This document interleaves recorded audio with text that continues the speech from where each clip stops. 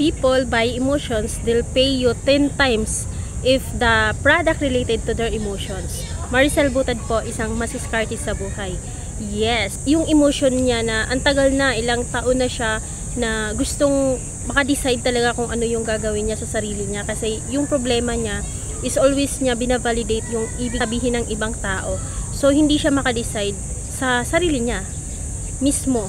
Diba? So, nung bumili siya ng product sa akin is meron pa siyang mga tip. Kasi nga, na-touch or na-relate niya yung kanyang emosyon base doon sa kung ano yung nakatatak sa t-shirt. Diba? So, yun lang, na kung ano man yung product mo ngayon, lagyan mo ng hugot, lagyan mo ng ibig sabihin, para pag bibilhin nila yon at ma-relate nila sa emosyon, magbabayad sila. Minsan ay mas mataas pa kung sa magkano talaga yung presyo na binigay sa'yo, or di kaya naman, magbibigay ng tip yan.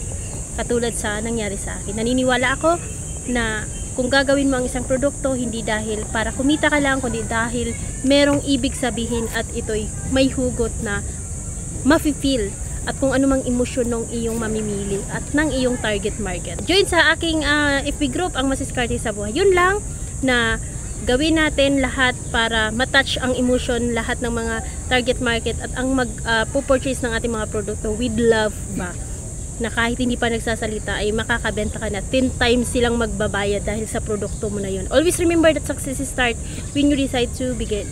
Bye-bye!